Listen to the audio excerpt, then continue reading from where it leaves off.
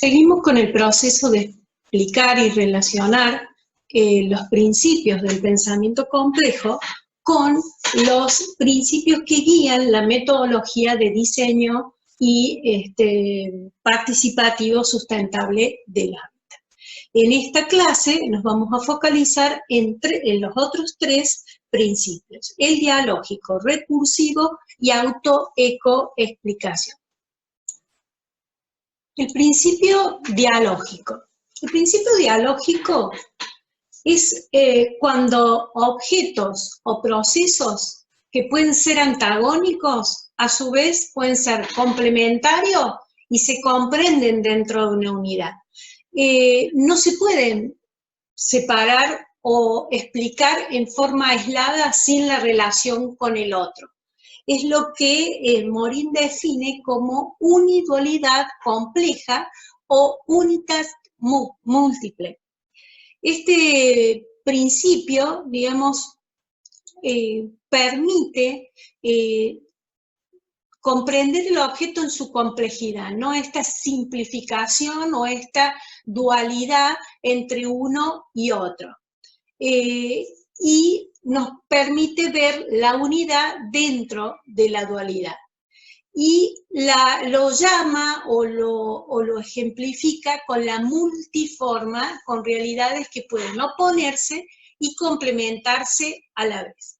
Bueno, ¿cómo lo vemos nosotros en el diseño? Bueno, por ejemplo, lenguajes y patrones. Por un lado, se analiza conceptualmente determinados tipos de decisiones complejas que son los patrones, ¿no? O sea, que van guiando la toma de decisiones. Pero esos patrones se pueden resolver de distintas maneras a través de cambios en los lenguajes, en formas particulares de esos lenguajes. Y la suma también de esos lenguajes también define esos patrones. O sea, uno y otro no podrían definirse por separado si no se comprende en su totalidad.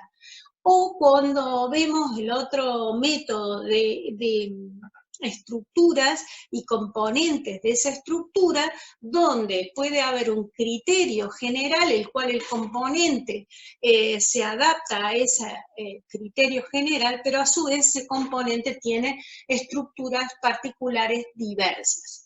O cuando vemos opciones de diseño que vimos en el proceso del barrio intercultural, lo que llamamos opciones dilemáticas, es decir, son opciones que responden a un criterio que sí se debe respetar, pero que después de eso cada uno va decidiendo. Por ejemplo, los cercos. Los cercos sí no se podía pasar de unos 50, tenía que ser no materializado, que parara el aire o que viviera de esa manera, pero sí se podía o alambrar o no poner nada, o desarrollar algún tipo de arbusto bajo o cortado, etcétera, según la decisión de cada uno. Entonces, en la arquitectura se da mucho este principio dialógico, sobre todo en estas donde se plantea la flexibilidad, donde se plantean criterios de adaptabilidad dentro de estructuras macro, ¿no? Dentro de estructuras que plantean esta temática. Otro principio del principio dialógico muy importante, es que estudia las cosas en su movimiento. Estamos acostumbrados a sacar fotos de los objetos o de los procesos. Sin embargo, esos procesos siempre están en movimiento y nos plantea, metafóricamente, empezar a ver el cine, empezar a ver eso en todo su proceso. Y nos plantea algunas leyes esenciales. Todo actúa sobre el todo está cambiando continuamente, todo se hace por acumulación cuantitativa seguida de un salto cualitativo, y el proceso de cambio o principio del movimiento reside en la lucha interna de los elementos contradictorios. Entonces, nos está marcando que existe una estructura estable y una inestable. Existen dos elementos que permanentemente están interactuando, o lo que nosotros planteábamos, lo tangible y lo intangible, ¿no? Esta cuestión del espacio definido, estable, y la forma de apropiación, de uso y de cultura que supone esto, ¿no? Entonces, acá podemos verlo, por ejemplo, en el movimiento moderno, esta propuesta de vivienda cerrada en sí misma, en la cual ya estaba todo decidido, donde no se consideró estos aspectos intangibles que hacen a lo cultural, a lo social, a la evolutividad misma del ser humano, sino que se lo pensó en foto, no en cine.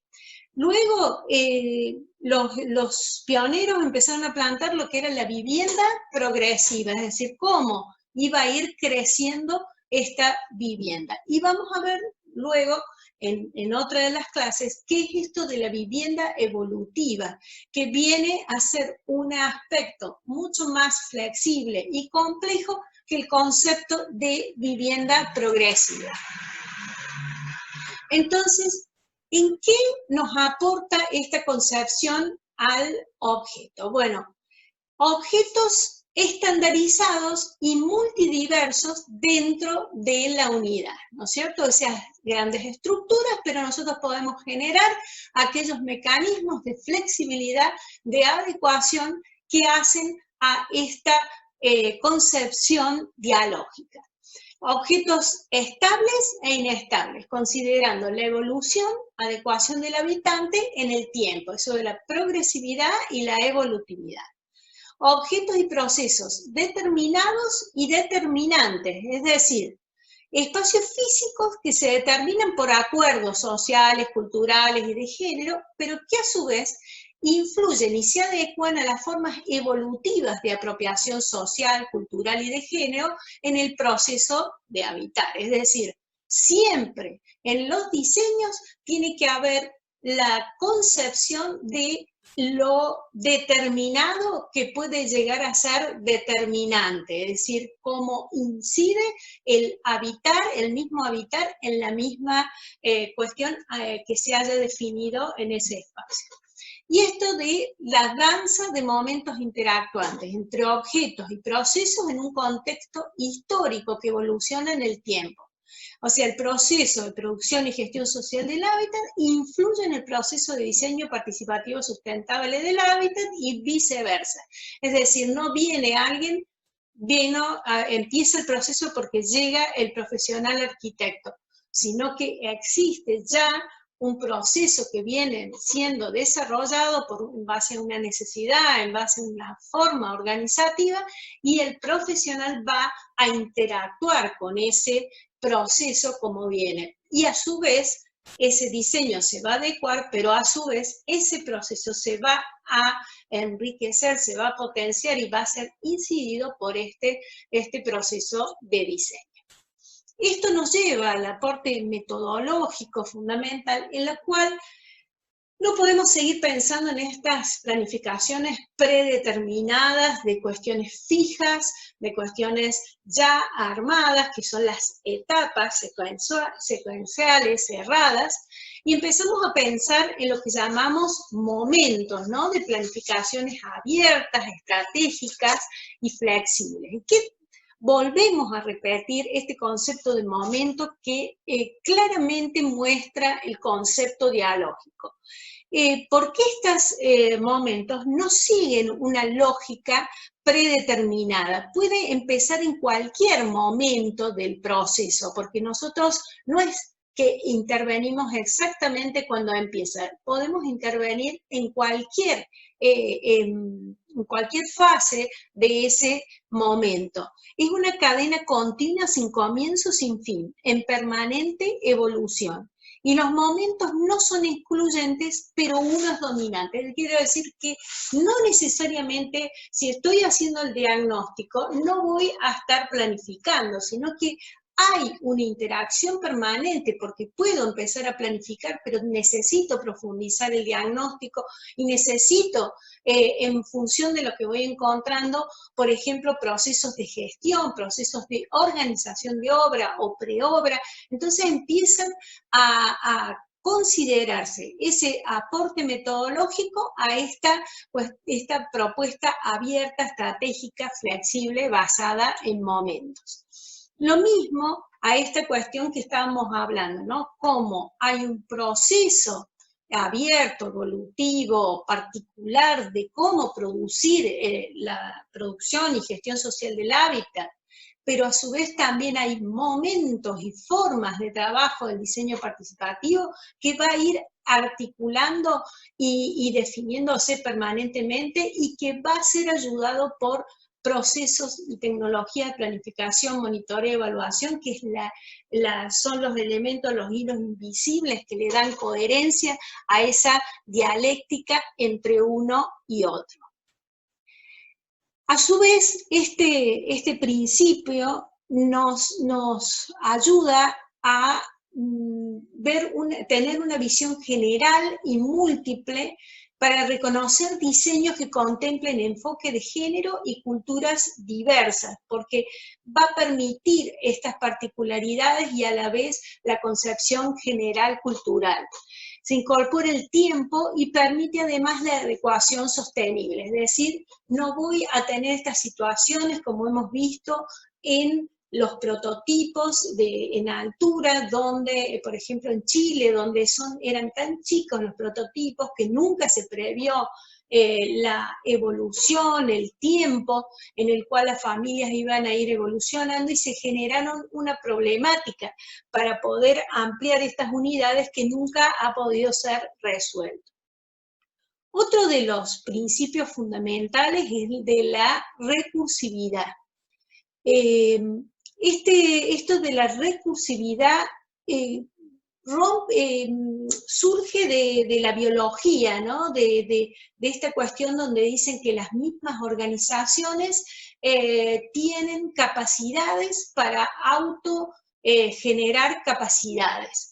Y esto fue tomado también por las ciencias sociales y entonces ahí empieza a ser que las organizaciones que empiezan un proceso no van a ser las mismas al finalizar un bucle, un principio recursivo, que si no lo hubieran hecho. Siempre hay aprendizaje, sobre todo si planteamos lo que siempre decimos, que es generar estos espacios de interaprendizaje.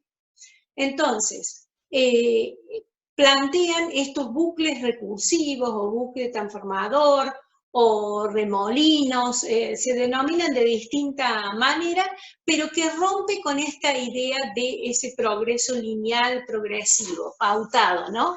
Y además reconoce esa capacidad generativa o autogenerativa de las organizaciones para desarrollarse, para generar nuevas capacidades. Morin plantea que todo lo que es producido reentra sobre aquello que lo ha producido en un ciclo en sí mismo autoconstitutivo, autoorganizador y autoproductor. Varela y Maturana hablan de la autopoiesis, eso lo plantean para la biología, pero después Lumen lo lleva a lo que es la organización y plantea la autoorganización y autoproducción que se producen en grupos sociales en contextos de contingencia y riesgo. A su vez, nosotros hemos desarrollado profundamente y hemos trabajado en las clases donde vimos la participación, el concepto de autogestión, que es un concepto que no es autoconstrucción, sino que son la autogestión, las capacidades que adquiere una organización de generar un pensamiento político, social y capacidades de transformación e incidencia de aquellos factores que van a permitirle transformar esa situación inicial. Es lo que algunos denominan como poder popular, ¿no? O sea, cómo esta autogestión genera capacidades de transformación de las organizaciones sociales. Bueno, dentro de lo que es el objeto, empezamos a ver esta relación de sujeto, organización autogestionaria, objeto en procesos evolutivos de producción y gestión social del hábitat. Desde este enfoque complejo, multidisciplinar, obviamente que es tan importante el objeto producido como el proceso, y dentro del proceso lo observable son las capacidades de esa organización para autogenerarse capacidades para la transformación profunda de estas situaciones. Para lograr esto, una cosa es dentro de lo que es la investigación-acción, el diálogo profesional, social. Por otro aspecto, donde nosotros lo llamamos los espacios de interaprendizaje para generar transdisciplina e intersectorialidad. Y entonces mostramos algunos de los aspectos característicos, que sería el diagnóstico integral georreferenciado, análisis crítico colectivo, observación directa, experimentación y evaluación. Son aspectos que en el mismo proceso de desarrollo generan interaprendizajes y es el espacio donde se puede generar la transdisciplina y la intersectorialidad. Y en cuanto a cumplimiento de derechos, obviamente que la autogestión generada por este proceso de autoorganización permite la sostenibilidad en procesos de incidencia que le van a permitir mayores posibilidades de cumplimiento de derechos. El rol profesional, bueno, obviamente esto se trabaja con prácticas pedagógicas de la educación popular, psicológica, de trabajo social, de desarrollo comunitario para la liberación. Es decir, Pablo Freire con educación popular, Pichon Rivière con la psicología social y lo que es el desarrollo comunitario, Ezequiel Anderer, nos están aportando procesos muy interesantes en cuanto a al cambio de pensamiento, al cambio de una lectura integral, ¿no? Y el rol profesional, obviamente, tiene que estar imbuido por un compromiso social y ético muy fuerte y acompañando estos procesos de liberación y de transformación. El otro principio, que es el principio de explicación, tiene que ver que estos objetos no pueden ser aislados del contexto o el entorno de inserción y sus múltiples articulaciones. No podemos ver en forma diferente el objeto del contexto, como era en el movimiento moderno, donde ni siquiera se consideraba ese contexto. Se considera que ese objeto era posible ser repetido en todos los lugares en esta concepción del hombre universal. En cambio, este principio de autoecoexplicación trabaja fuertemente sobre cómo concebir ese objeto en esas múltiples articulaciones con ese entorno. La explicación de estos fenómenos debe considerar tanto la lógica interna del sistema como la lógica externa de la situación en su entorno y sus múltiples articulaciones y formas de relacionarse, es decir, establecer una dialógica entre los procesos interiores y exteriores en su interacción sistemática. Otro concepto, digamos, que nos ayuda a ver esta interrelación con múltiples elementos internos y externos es el concepto de rizoma. Y he caracterizado 4 características fundamentales, hay mucho más, pero 4 que me parecen que son las centrales para poder entender estos procesos en el hábitat. Este concepto dice que establece conexiones heterogéneas sin determinar jerarquías. La realidad, las cosas, los problemas no se presentan por su raíz, sino por un punto cualquiera, por el intermedio y o por su rizoma. Esto que decimos, el programa no empieza cuando llego yo, ni se termina cuando me voy. Lo mismo, nosotros no llegamos cuando va a empezar, ni nos vamos cuando termina, sino que hay un sinnúmero de procesos y cosas, y nosotros tenemos que ser capaces de leer estas conexiones heterogéneas. Estas conexiones son múltiples, evolutivas y de diversa naturaleza, un poco esto que veíamos, la multidiversidad, cómo iban evolucionando, cómo van retrabajándose los distintos objetos y procesos. Las conexiones no tienen un punto de inicio y una dirección predeterminada, sino que una línea u horizonte siempre en desplazamiento y mutación hacia direcciones nuevas, que pueden ser rotas, interrumpidas en cualquier parte y en cualquier momento. Y tiene un mapa de conexiones abiertas y susceptibles de recibir modificaciones sistemáticas siempre en adaptación y adecuación que se construye.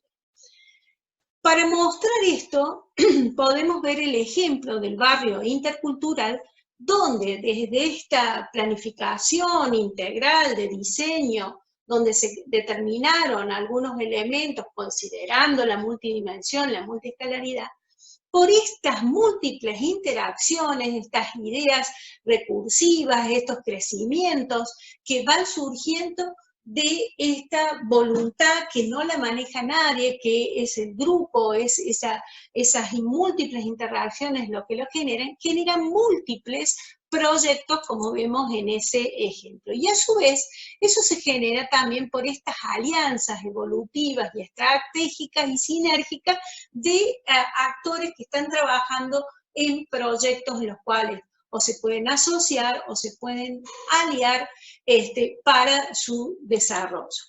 Este es el trabajo que va marcando. Bueno, en cuanto a los derechos, este principio nos sirve nuevamente para la visibilidad de la interdependencia, indivisibilidad e interrelación de derechos y potenciación de capacidades e innovaciones para su cumplimiento. Es decir, esta posibilidad múltiple de ver la situación. Y el rol profesional claramente tiene que tener capacidades para este análisis estratégico, incidencia y negociación en procesos de producción y gestión social del hábitat y derechos. Es decir, estos principios que hemos podido analizar nos van marcando aquellas características fundamentales que vamos viendo en este proceso, en esta propuesta de diseño metodológico, de diseño participativo sustentable del hábitat. No son ya palabras sueltas de participación, estrategia, sinergia, evolutividad, sino que tienen que ver con una clara identificación con el pensamiento complejo y sus principios. Seguimos en la próxima clase.